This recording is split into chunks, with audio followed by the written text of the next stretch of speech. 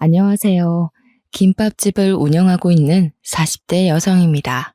해가 뜨기도 전 일어나 가게의 문을 여는 건 매우 고되고 피곤한 일인데요. 그럼에도 무능한 상사 밑에서 스트레스를 받으며 일하는 것에 비하면 아무것도 아닌 것 같아요. 어찌되었던 자영업은 저만 잘하면 되는 거지만 무능한 상사는 저 혼자 잘한다고 해결되는 문제가 아니잖아요. 한 차례 힘겨운 사회생활을 겪고 나니 김밥집을 운영할 수 있는 현재가 얼마나 감사한 일인지 느껴지게 되네요. 기억이 나지 않을 만큼 어릴 적부터 어머니는 꼭 두새벽부터 일어나 김밥을 마셨어요. 그래서 몸에서는 항상 김밥 냄새가 묻어 있었고요. 저에게는 밥을 먹는 것만큼 어머니가 김밥을 마는 것이 당연했는데요. 어머니가 말씀하시길 처음부터 김밥을 마셨던 것은 아니라고 해요. 아버지와 결혼할 때만 하더라도 돈 잘 버는 아버지와 결혼한 어머니께서는 사모님 소리를 들으셨거든요. 하지만 아버지가 아프기 시작한 후 어머니의 인생은 곤두박질치기 시작했습니다. 가장이던 아버지께서 쓰러지신 후 어머니는 나날이 나빠지는 아버지의 몸 걱정뿐만 아니라 먹고 살 걱정까지 같이 하셔야 했는걸요.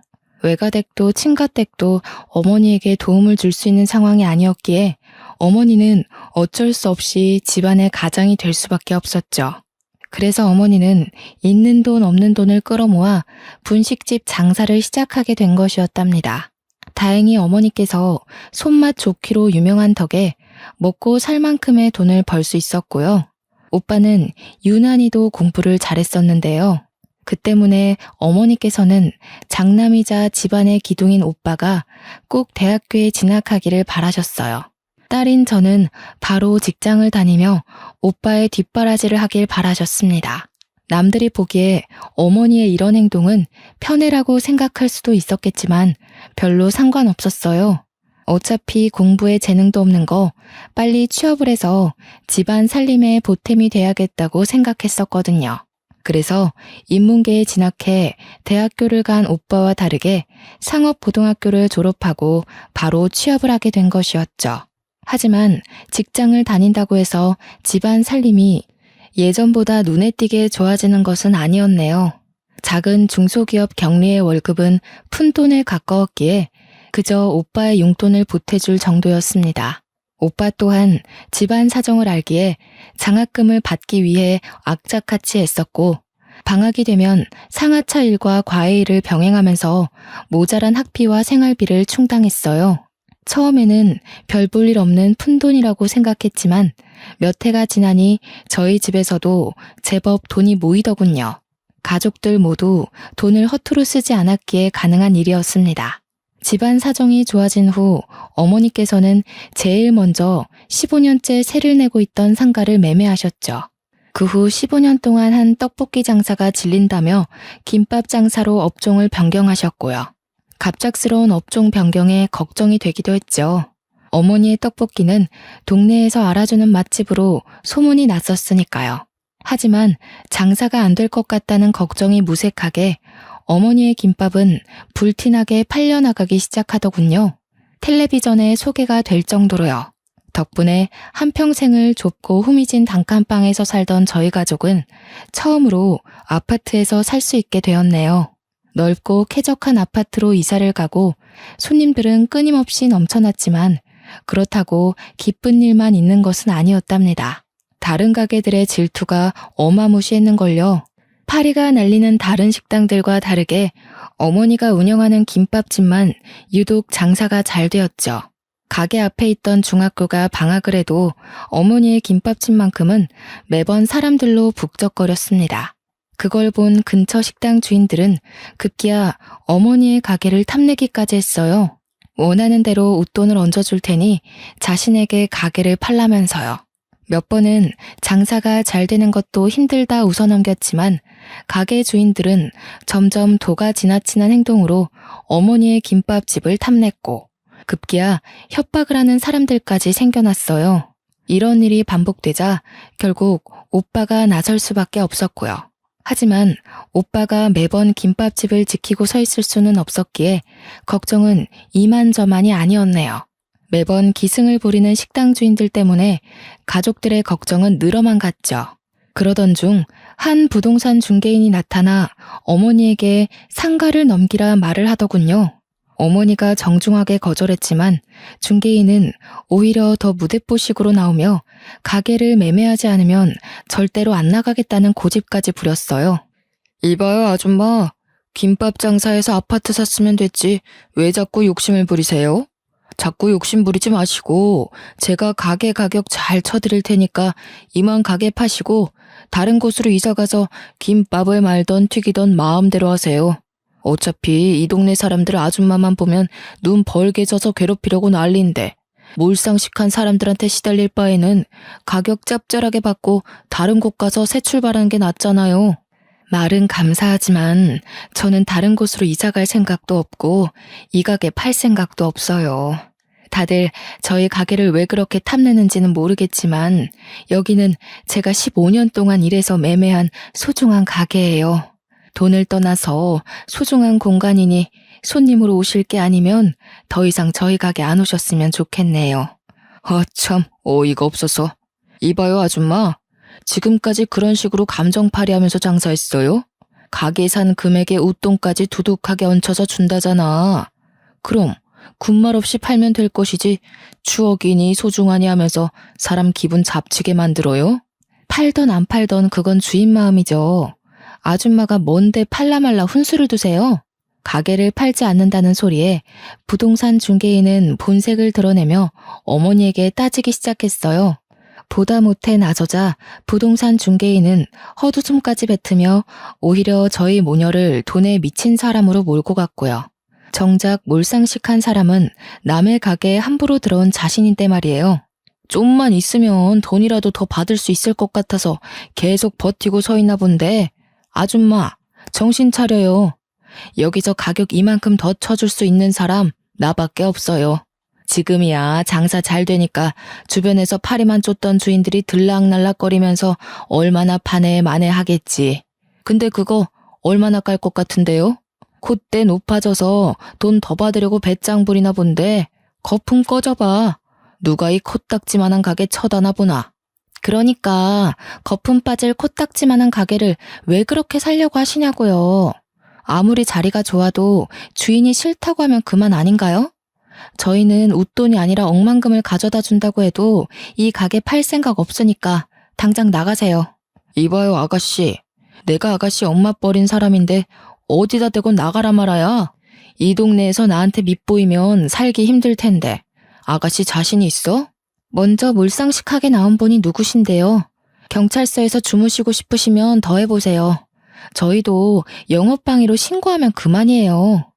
경찰 이야기까지 나왔지만 부동산 중개인은 협박까지 하며 끈질기게도 버티고 있더군요.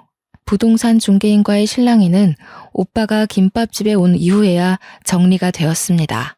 그런데 한 달이 지나고 나니 부동산 중개인도 주변 가게의 주인들도 왜 그렇게 저희 가게를 탐냈는지 알겠더라고요. 저희 가게 바로 앞에는 대규모의 아파트가 들어설 계획이었거든요.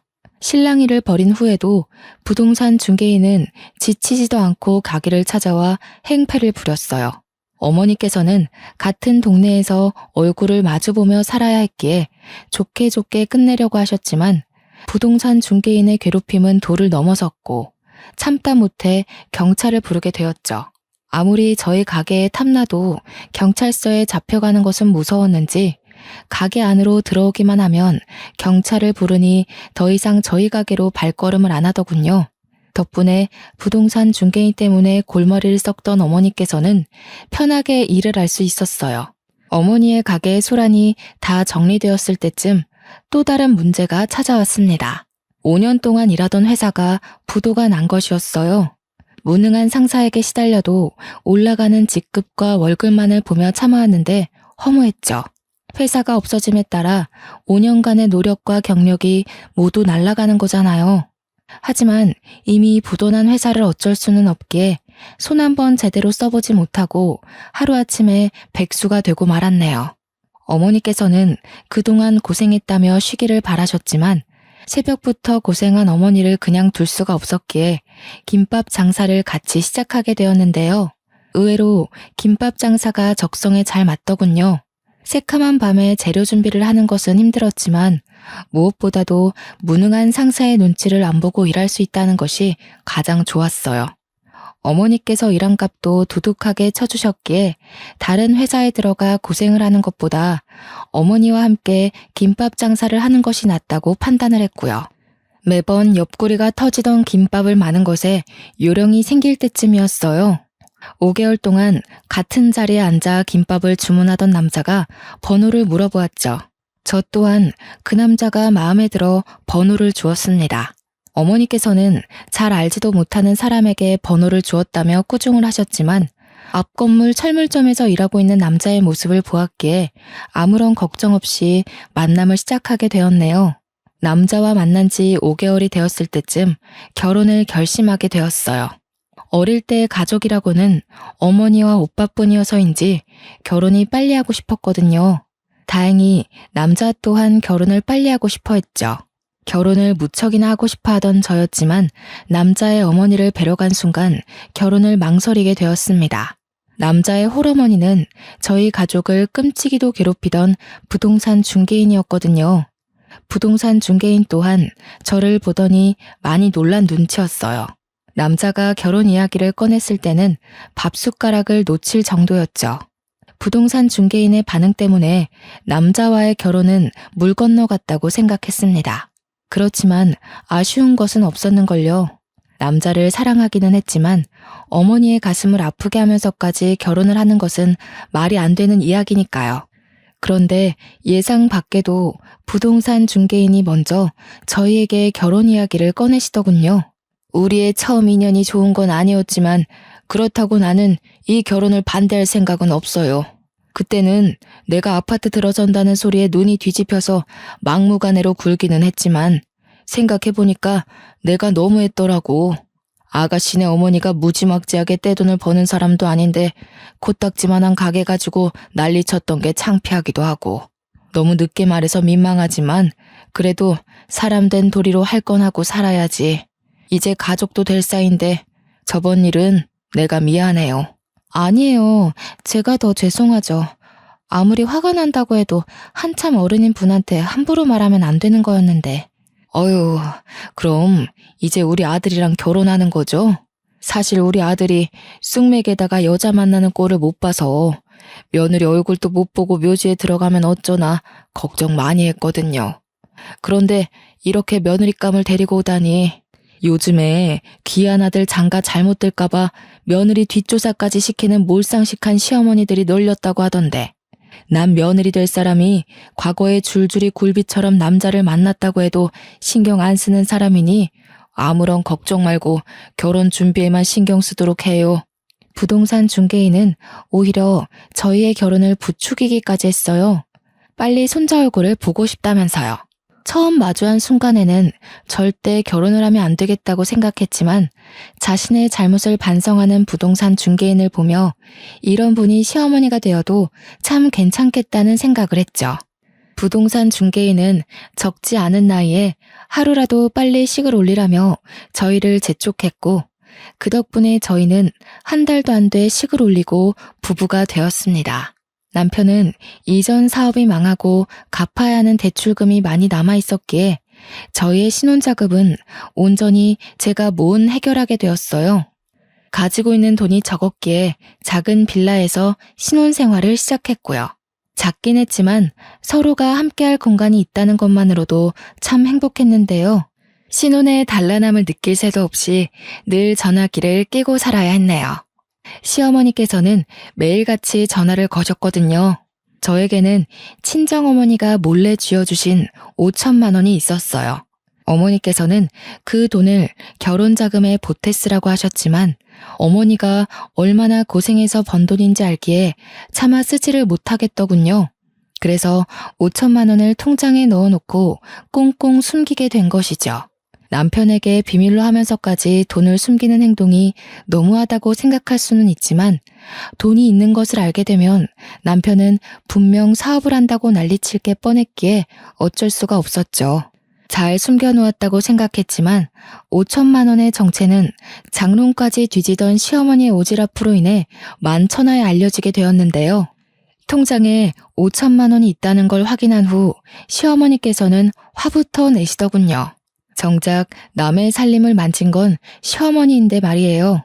세상에, 이렇게 큰 돈이 있으면서 너 지금 시엠이랑 남편한테까지 비밀로 했냐?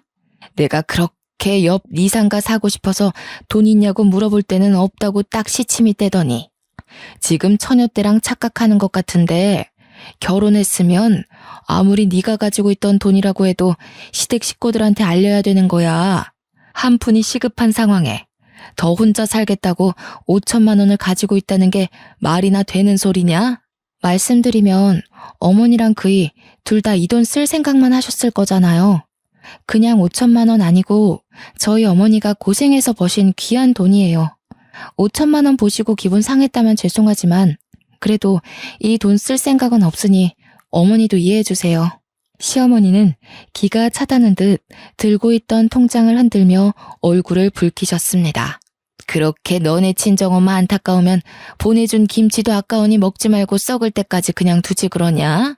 자고로 돈이라는 건 써야지 그 값어치를 하는 거야. 뼈 빠지게 번 돈이라고 이름 붙여놓으면 어디 5천만 원이 1억 값어치라도 한다던? 군말 필요 없고 이 돈 당장 상가 사는데 보태라. 내가 2배로 불려줄 테니. 2배로 안 불려주셔도 되니까 그 돈 건들지 말아주세요. 저는 그 돈 투자 목적으로 쓸 생각도 없고 그냥 비상용으로 가지고 있을 뿐이에요. 어머니도 이번만큼은 이해해 주세요. 안 그래도 그 일하던 거 그만두고 사업을 한 해 만에 하면서 헛바람 들어있는데 비상금이라도 없으면 저희 허리띠 졸라매야 한다고요. 살만 뒤룩뒤룩 붙어있는 허리 좀 졸라매면 어떠냐? 남도 아니고 시애미가 돈 좀 쓴다는데. 그리고 어디 내가 네 돈 허투루 쓴다던? 다 너랑 아범 잘 되라고 쓰는 돈 아니냐. 내가 없는 돈 대출 받아서 빌려달라고 한 것도 아니고 너는 어떻게 돼 내가 시애미한테 이렇게 매정하게 굴 수가 있어? 자기 돈도 아니면서 욕심낸 사람이 누군데 말도 안 되는 일로 억지를 부리는 시어머니를 보자 뒷골이 당겨왔어요. 당장 한 달 생활비 벌기도 빠듯한 와중에 부동산 투자까지 하라뇨. 시어머니는 제가 5천만 원을 가지고 있다는 이유로 어머니에게 많은 돈을 받고 있다 생각하는 듯 싶었습니다. 그래서 다시 한번 제대로 말씀을 드렸죠. 어머니한테 잘해드리려 티를 안 냈지만 저희 지금 생활비 나가는 것도 벅차요. 넉넉한 상황도 아니고요. 가뜩이나 그이가 산차 할부값만 해도 생활비 반절이 날아가는데 이러지 마세요. 자, 이깟 돈 더러워서 안 갖는다. 아주 시애미를 돈 훔쳐가려는 좀도둑 취급을 하는데 내가 집안에 사람을 잘못 들여도 단단히 잘못 들였구나. 5천만 원 때문에 시어머니와의 사이가 이렇게 틀어질 거라고는 생각지도 못했네요. 사정을 말하면 이해해 주실 거라고 믿었거든요. 그리고 애시당초 주인도 없는 집을 들어와 함부로 살림을 건드리는 것도 예상하지 못했고요. 시어머니에게 무슨 이야기를 들었는지 퇴근을 한 남편 또한 길길이 날뛰며 성을 냈습니다. 당신, 그 큰 돈이 있었으면서 내가 사업한다고 했을 때 시치미를 떼고 있었단 말이야? 내가 사장놈 때문에 위장병을 달고 산다고 그렇게 말을 했었는데 서방 건강보다 장모님이 준 5천만 원이 더 귀하다 이거야? 돈이 그렇게 귀했으면 나랑 결혼은 왜 한 건데? 입이 있으면 말을 해보라고. 그만 좀 해. 당신이나 어머니나 도대체 왜 그래? 그래, 나 당신 몰래 엄마가 준 돈 꽁쳐놨다. 근데 그게 뭐? 결혼했으면 내 돈 가지고 있지도 못한다 이거야? 그리고 내가 왜 당신 사업한다고 했을 때 돈을 안 꺼냈겠어? 다 이유가 있으니까 그런 거 아니야. 당신 나 만나기 전에 사업을 몇 번을 말아먹었는지 잊었어?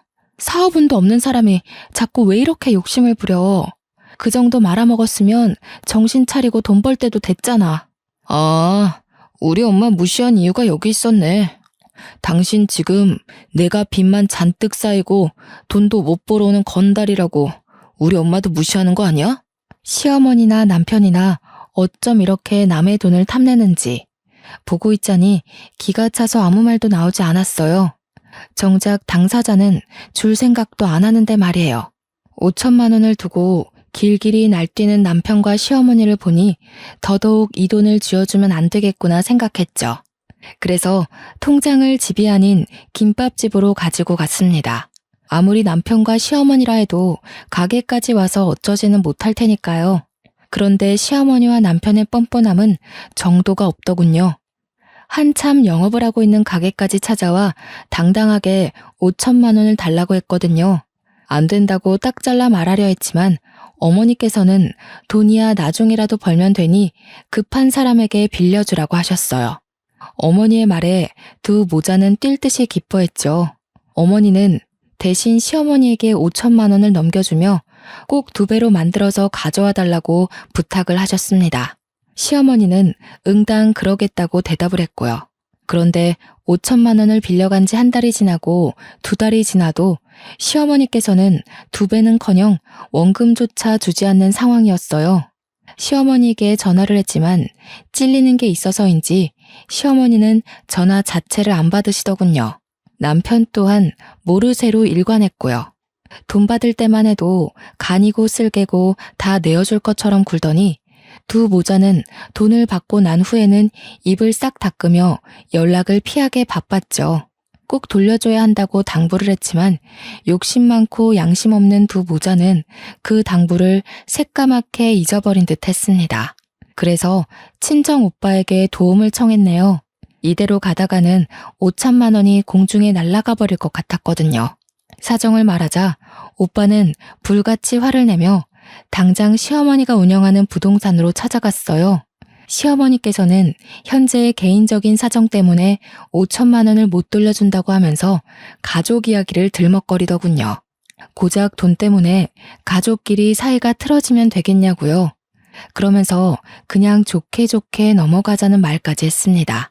가족 간의 정이 중요했으면 애초에 능력밖에 돈을 빌리면 안 되는 거잖아요. 오빠가 부동산에 있던 물건이라도 부술 것처럼 나오니 시어머니는 그제서야 돈의 출처를 밝혔네요. 얘기를 들어보니 부동산에 투자를 했다는 말은 다 거짓말이었습니다. 5천만 원 중 2천만 원은 호주로 유학 중인 시누이에게 남은 돈은 자신의 차를 바꾸는 데 쓴 것이었죠. 남의 돈으로 자신의 사리사욕을 채울 생각을 하는 시어머니를 도통 이해할 수 없었어요. 시치미를 뚝 떼고 있다가 풍채 좋고 험상궂게 생긴 오빠가 나서서야 사과를 하는 시어머니를 보니 더 이상 결혼 생활을 이어갈 수 없다는 생각까지 들었고요. 그래서 남편에게 이혼 이야기를 꺼내게 되었는데요.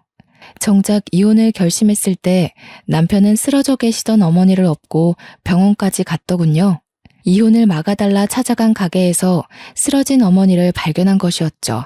이유가 어찌되었건 어머니는 남편 덕분에 위험한 고비를 넘겼기고 이번만큼은 넘어가기로 마음을 먹었습니다. 5천만 원에 대한 양심의 가책 때문인지 결혼 후 가게 근처에도 얼씬거리지 않던 남편은 짬이 나는 대로 가게를 찾아와 일손을 덜어주었어요. 돈독이 올랐던 남편이 밉기는 했지만 태어난 지 얼마 되지 않은 어머니는 집에서 요양을 해야 했기에 앞에서 알랑거리는 남편의 행동을 눈 감을 수밖에 없었네요.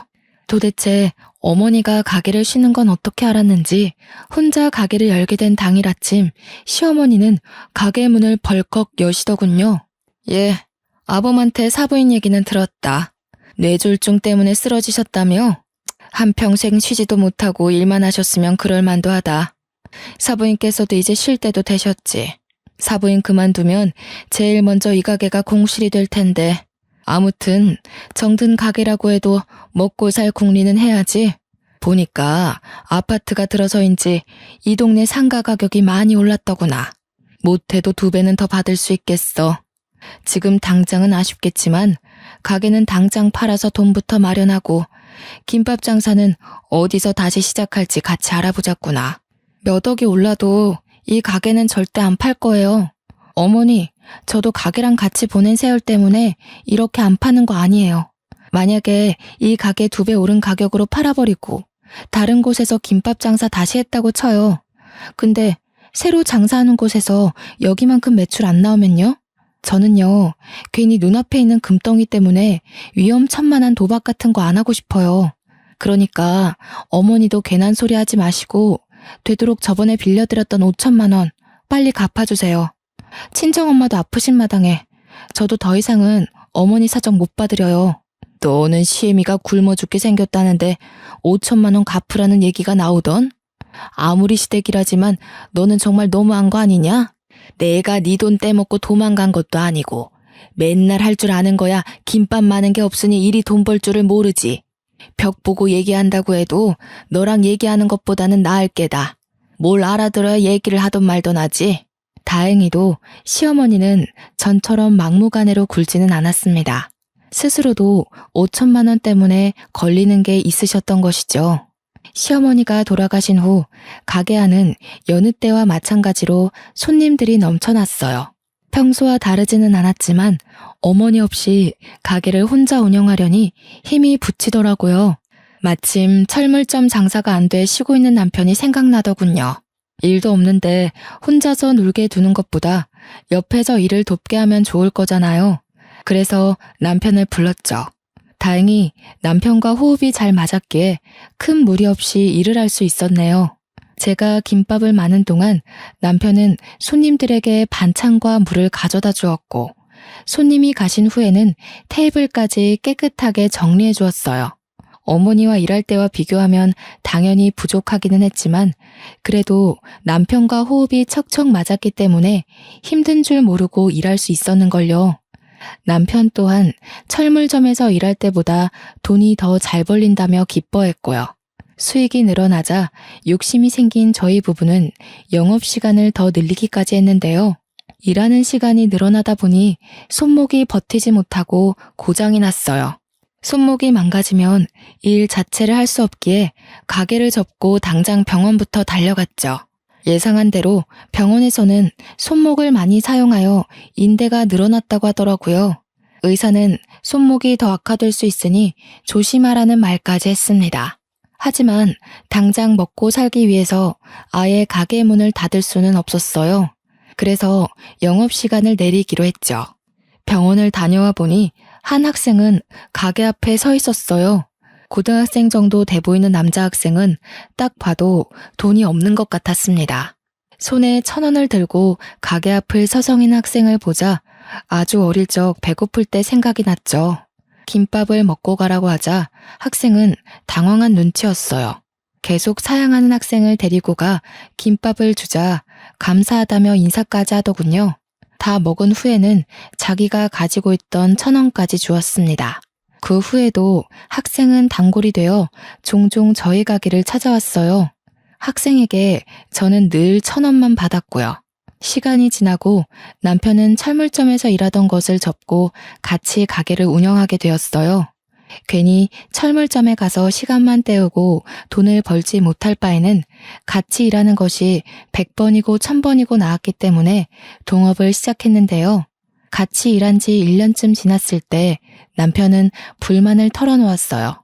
남편은 수익의 일정량을 어머니에게 드리는 것이 마음에 들지 않았던 것이었죠. 돈도 적당히 받아가셔야지. 장모님은 눈치도 없으시대? 나이도 많이 드셨으면서 돈을 쓰면 얼마나 쓴다고. 계속해서 가게에서 나오는 돈을 가져가시냐고. 형님도 그래. 대기업에 취업도 한 마당에 사람이 왜 그렇게 야박해? 뻔히 우리 먹고 사는 거 빠듯한 거 알면서 우리 대신 어머니한테 생활비라도 드려야 되는 거 아니야? 남편이 억울할 수 있다는 건 충분히 이해를 했지만 그래도 좀 너무하다는 생각이 들긴 했네요. 지금까지 저희 어머니가 운영하는 가게에서 월세도 내지 않고 한 달에 몇백만 원에서 많게는 수천만 원씩 가져가는데 그중에 100만 원을 못 드리다뇨. 그래서 남편에게 다시 이야기를 했죠. 당신이 가게 일 잘 도와주고 일도 열심히 하는 건 알지만 우리가 한 달에 가져가는 돈이 얼마인데 못해도 400씩은 가져가는데 엄마한테 생활비도 못 줘? 게다가 여기 엄마 가게라 우리 월세도 안 내고 위치 좋은 곳에서 장사하잖아. 내가 엄마한테 있는 돈을 다 갖다 바치는 것도 아닌데 이 정도는 이해해줘. 이해 좋아하네. 장사 안 하면 끝난 거지 뭘 이해를 해. 그리고 막말로 우리가 가게 영업 안 했으면 어디 이 가게 손님이라도 왔겠어? 바로 팔이 꼬이고 말지. 우리가 장모님한테 돈을 드리는 게 아니라 장모님이 우리한테 돈을 줘야 하는 거라고. 어머니 아니었으면 우리 지금도 당신이 벌어오는 쥐꼬리만한 월급 가지고 입에 풀칠도 못하고 살았어. 제발 양심이라는 게 있어봐. 내가 치사해서 이런 말까진 안 하려고 했는데 어머니 아직도 빌려간 5천만 원 다 안 갚으셨잖아. 5천만 원 이야기가 나오자 남편은 몹시 언짢아 했어요. 그러면서 어머니는 혼자 사시니 낡은 빌라로 이사를 와도 상관없지 않냐는 말까지 했죠. 애초에 그 아파트는 오빠가 결혼 후 어머니와 같이 살기 위해 구매한 집이었어요.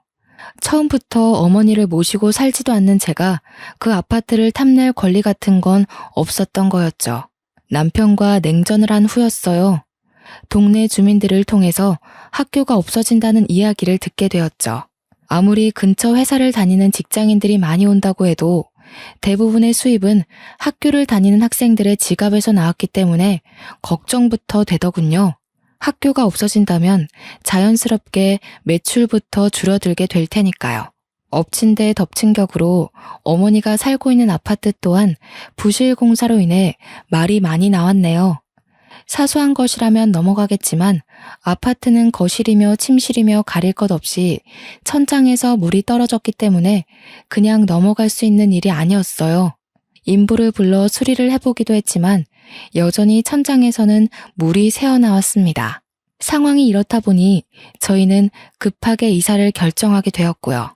걱정으로 발만 동동 구르고 있을 때 시어머니는 자진해서 나서더니 자신이 좋은 아파트를 소개해주겠다고 말을 했는데요. 아무리 가족이지만 시어머니에게 오빠와 어머니가 살 아파트를 맡기고 싶지는 않았어요. 5천만 원도 탐내던 분이 더 큰 돈을 탐내실 게 당연한 거잖아요.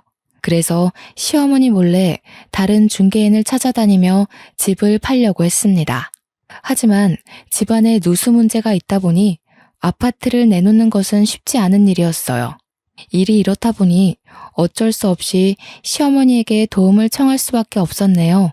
시어머니는 자신이 비싼 값에 아파트를 팔아 좋은 아파트로 이사를 갈 수 있게 도와준다며 호언장담을 하셨어요. 그런데 시어머니는 저희의 기대를 저버리지 않는 분이셨답니다. 아파트는 물론 가게까지 홀랑 날려먹었거든요. 당장 알거지로 쫓겨나게 생긴 상황 때문인지 어머니께서는 자리에서 일어나지도 못하셨어요. 너무나 갑작스럽게 닥친 일에 저희 남매 또한 넋놓고 망연자실할 수밖에 없었고요. 하물며 오빠는 결혼까지 앞두고 있었기에 상실감을 이루 말할 수가 없었겠죠. 매번 뻔뻔하게 나오던 시어머니도 이번만큼은 자신의 잘못을 알았는지 미안하다며 사과를 하셨습니다. 사기당한 상가 건물과 아파트 또한 자신이 찾아놓겠다며 호언장담을 하셨죠. 저희 남매는 자리에 누워 계신 어머니를 대신해 잠시 지낼 곳을 구하고 어떻게 하면 아파트와 상가 건물을 되찾을 수 있을지 모든 방법을 찾아보았어요. 하지만 안타깝게도 법은 피해자가 아닌 가해자의 편이더라고요. 변호사 또한 사기 중에서도 제일 까다롭고 잡기 어려운 것이 부동산 사기라면서 최선을 다하기는 하겠지만 마음을 비우라고 말을 했습니다. 어머니에게는 상가며 아파트며 어떻게 해서든 되찾을 수 있도록 할 거라며 호언장담을 하기는 했지만 변호사의 말을 들으니 눈앞이 막막하더군요. 전문가까지 두 손 두 발을 다 든 것을 저희 남매가 해결할 수 있는 일이 아닌 거잖아요. 변호사 사무실에 다녀온 후 오빠는 지방으로 장기 출장을 가게 되었는데요. 차마 아무도 없는 낡은 집에 어머니 홀로 있게 할 수는 없었네요. 그래서 오빠가 출장에서 돌아올 때까지만 어머니를 저희 집에 모시기로 했죠. 그런데 어머니가 집에 온 것을 알자 남편은 바로 노발대발하며 화부터 내었어요. 어머니가 왜 저희 집에 있냐면서요. 너무 어이가 없었습니다. 애초에 시어머니가 본업에 충실해 일만 제대로 해주셨다면 어머니가 저희 집에 올 일도 없었을 거니까요. 시간이 약이라는 말이 있지만 친정 식구에게는 시간이 독이었습니다. 처음에는 미안한 티라도 내던 시어머니는 시간이 지날수록 오히려 뻔뻔해졌거든요. 아파트와 상가 일을 물어볼 때마다 시어머니는 버럭 소리부터 지르고 보셨고요. 시애미가 이 정도로 빌고 사과했으면 됐지. 어디 감히 부끄러운 줄도 모르고 시애미 일하는 데를 벌컥벌컥 찾아와? 사기꾼한테 아파트랑 상가 넘긴 게 어디 큰 자랑이라도 되던? 그렇게 아파트랑 상가가 소중했으면 팔 생각을 하지 말았어야지. 어머니, 정말 너무하세요. 저희 친정 어머니랑 오빠는 사기 당한 것 때문에 근심 걱정이 쌓여서 잠도 제대로 못 자는데 사기 당한 게 자랑이라뇨. 애초에 어머니가 제대로 확인만 하셨어도 이런 일은 안 생겼을 거잖아요. 그래서 지금 내 탓이라도 하겠다 이거냐? 어머니 탓이 아니면 저희가 사기당한 게 누구 탓인데요? 저희 오빠요. 이번 일 때문에 6년 기다려서 간신히 하기로 한 결혼도 물 건너가게 생겼어요. 아이고, 지가 능력 없어서 결혼 못하는 거면서 별 트집을 다 잡는구나. 네 오빠가 잘났어 봐라. 그깟 집 없다고 여자가 시집을 안 오나. 이게 다 너희 식구가 복이 없어서 일어난 일인 걸 낸들 어쩌노. 애초에 내가 팔자고 했을 때 상가고 아파트 팔았으면 이런 일도 없었을 것을. 망치로 머리를 한 대 맞은 기분이었어요. 시어머니에게서는 아무런 양심의 가책도 느껴지지 않았죠. 인생이 참 무의미하게 느껴졌습니다. 일의 책임자인 시어머니라도 나섰더라면 이 정도로 힘들지 않았을 텐데 시어머니께서는 책임을 지기는커녕 오히려 회피하기 바빴으니까요. 도와주는 사람이라고는 아무도 없는 현실에 서 있다 보니 다시 아무것도 없는 학생 때로 돌아간 것 같았죠. 하루의 시작을 눈물로 시작할 정도로 힘든 나날이었어요. 하지만 저에게는 가족들이 있기에 이대로 무너질 수는 없었죠. 그래서 다시 살아갈 방법을 찾기 위해 일을 악물었네요. 제일 첫 번째로 한 것은 월세가 제일 싼 상가로 찾아가 김밥집을 다시 차리는 거였어요. 뭐가 됐든 먹고 사는 게 제일 중요하잖아요. 매출이 안 나와 월세도 내지 못하면 어떡하나 걱정을 하기는 했지만 같은 동네로 이전을 해서인지 마을 단골 손님들은 다시 저희 가게를 찾아와 주셨어요. 덕분에 이전과 같은 수입이 나와 입에 풀칠을 할 수 있었습니다. 그렇지만 문제는 역시 일손이 부족하다는 거였어요. 남편에게 다시 도와달라고 말을 했지만 남편은 들은 채도 안 하더군요. 그러더니 동네에서 제일 목 좋기로 소문난 곳에 편의점을 차리기까지 했어요. 물어보니 자신의 이름으로 대출을 받아 어렵게 차린 거라면서 건들 생각은 하지도 말라며 으름장부터 놓았고요. 도둑놈을 대하듯 무자비한 남편의 행동은 상처가 되어 가슴에 꽂혔어요. 아무리 돈이 급해도 남편에게 손 벌릴 생각은 없었으니까요. 단지 바라는 것이 있다면 시간이 날 때 김밥집의 일손을 돕는 거였는데 말이에요. 남편은 편의점만 인수하면 그 누구보다 일을 열심히 할 거라고 호언장담을 했는데요. 사람은 쉽게 변하지 않았어요. 편의점을 열은 후 남편은 친구들과 어울려 놀기 바빴는걸요. 사장이 된 기념이라면서요. 시어머니 또한 남편과 별반 다르지 않았습니다. 유학을 마치고 돌아온 시누이의 맞선 자리를 알아보기 바빴거든요. 남들이 탐내는 사짜 집안의 시누이를 시집 보내고 싶었던 시어머니의 열정은 정말 대단했습니다. 하지만 시누이는 그런 시어머니의 열정을 가뿐히 지려밟았네요. 한국에 들어온 지 3달도 안 돼 시누이는 결혼할 사람이 있다며 시어머니에게 소개를 해주었는데요. 부잣집 자제일 거란 시어머니의 기대와 달리 시누이가 선택한 사람은 지극히 평범한 집안의 남자였어요. 더 놀라운 것은 시누이가 찜한 신랑감이 저희 가게를 자주 찾아오던 학생이었다는 것이었습니다. 시어머니는 법대를 다니고 있는 학생이 마음에 안 드는지 대놓고 시누이를 구박하기 시작했죠. 남자 보는 눈 좀 높이라고 비싼 돈까지 발라가며 다른 나라 보내놨더니 고작 데리고 온 놈이 이것밖에 안 돼? 너 이렇게 별 볼 일 없는 놈 만날 거면 그동안 내가 너한테 쏟은 돈 다 토해내고 아예 애미 없는 셈 치고 살아. 집안이 무슨 상관이야? 서로 사랑하고 사람 건실하면 결혼해도 되는 거 아니야? 엄마가 뭘 잘 몰라서 그러는데 이 사람 법대생이야. 졸업하면 변호사도 될 수 있다고. 이 정도면 신랑감으로 괜찮은 거잖아. 신우이의 반항에 시어머니는 시뻘개진 얼굴로 단골 손님에게 삿대질을 했어요. 보기 거북했던 저와 신우이가 말리려고 했지만 시어머니는 그럴수록 더욱더 단골 손님을 나무랐죠. 사랑만 있으면 어디 하늘에서 돈이라도 뚝 떨어지던? 요즘은 사방에 널린 게 변호사여서 줄이라도 잘못 탔다가는 치킨집 배달하는 것보다도 돈을 더 적게 번다는데 하물며 변호사도 아닌 법대생이라니 정신 차려 이거사. 어디 사랑만 있으면 하늘에서 돈이 뚝 떨어진다던? 청소부 일하는 홀어머니에 나이 30 먹도록 모아놓은 돈이라고는 꼴랑 2천만 원 있는 게 다인데 도대체 무슨 결혼을 하겠다는 거야? 기껏 돈 들여놨더니 남자 뒷바라지 하겠다고.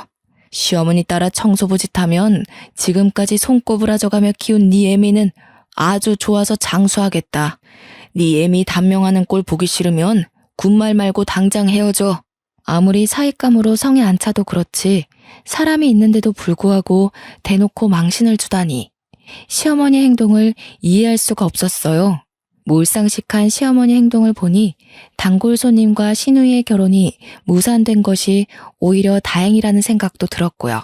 어차피 결혼해봤자 시어머니는 사소한 것도 꼬투리를 잡아서 내쫓을 게 뻔하잖아요. 시누이는 계속해서 학생과 만나고 싶어하는 눈치였지만 시어머니가 계속해서 시누이를 감시하고 있었기 때문에 시누이가 학생을 다시 만나는 것은 불가능한 일이었어요. 시누이와 시어머니는 한동안 학생으로 인해 사이가 틀어져 있었는데요.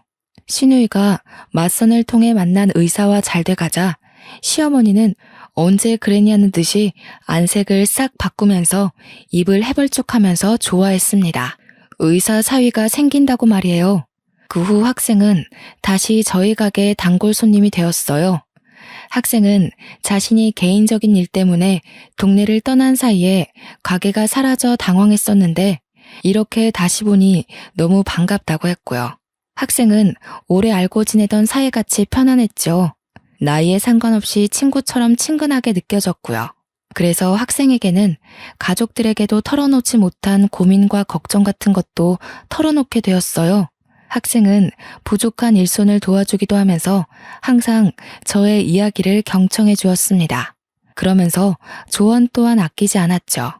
시어머니 때문에 가지고 있던 아파트와 상가를 날려 그냥저냥 참고 결혼 생활을 지속 중이라고 말하자 학생은 이혼을 하든 안 하든 시어머니와 남편이 폭언을 할 때면 꼭 녹음을 해놓으라고 하더군요.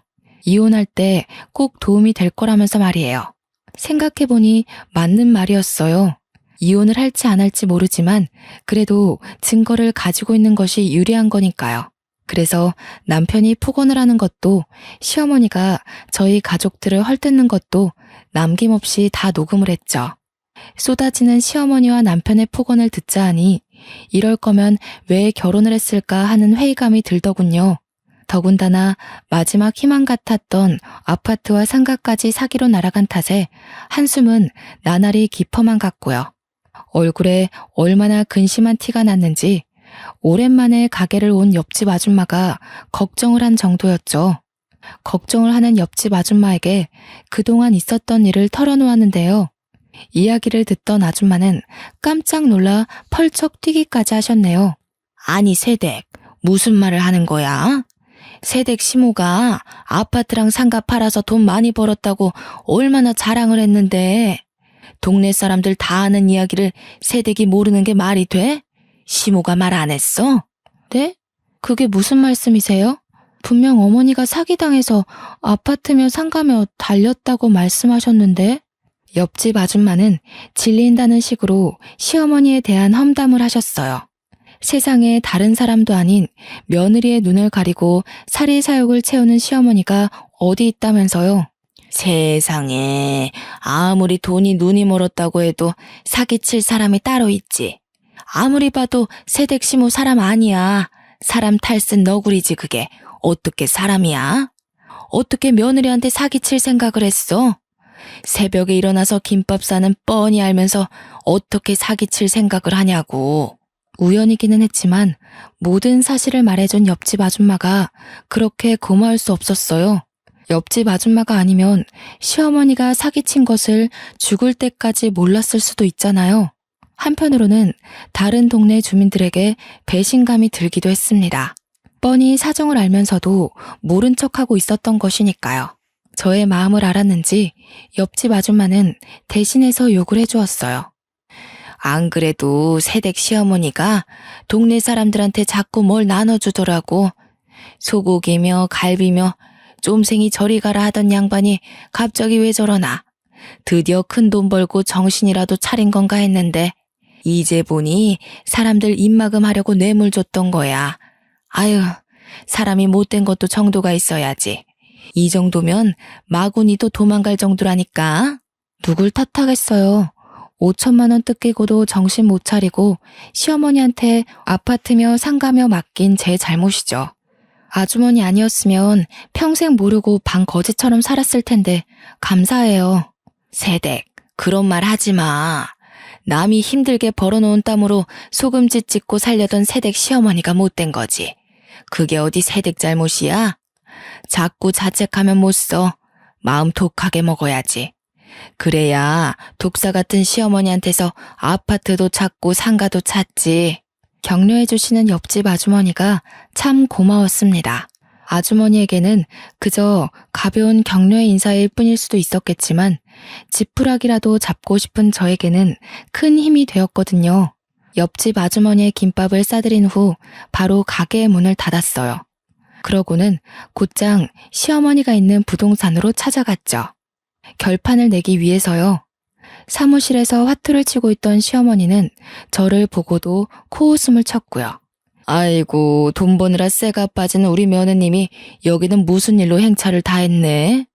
장가도 못 가는 오빠랑 병든 닭마냥 픽픽 쓰러지는 친정엄마 입에 밥이라도 넣어주려면 뼈 빠지게 일해야 할 텐데.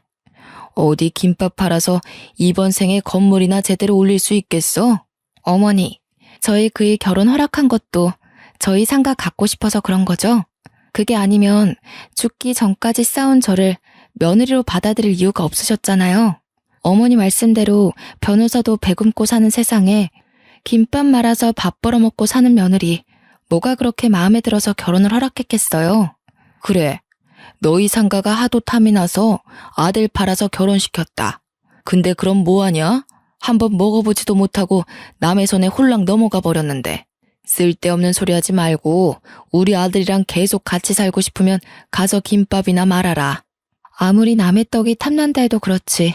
어떻게 다른 사람도 아니고 며느리 등쳐먹을 생각을 하셨어요? 남의 집 떡으로 잔치 벌일 생각도 하시고 어머니 참 대단하세요. 더 길게 말해봤자 제 입만 아플 테니까 지금 말할게요. 어머니가 가져가신 아파트랑 상가 당장 내놓으세요. 아무리 어머니가 밉다고 해도 제 손으로 시어머니 콩밥 먹이고 싶지는 않아요. 그러니까 더 감정 상하기 전에 어머니가 팔아넘긴 아파트랑 상가 다시 돌려주세요. 아파트와 상가 이야기가 나오자 시어머니는 들고 있던 화투패를 떨어뜨리시더군요. 제가 알 줄은 몰랐던 모양이었어요. 그렇게 동네방네 소문을 내고도 제 귀에 안 들어올 거라고 생각하다니 정말 기가 찼어요. 옆에서 눈치를 보던 동네 아줌마들은 하나둘 사무실을 빠져나가기 시작했죠. 아주머니들이 우르르 빠져나가고 시어머니만 화투를 치던 그 자리에 그대로 얼어붙어 있었고요.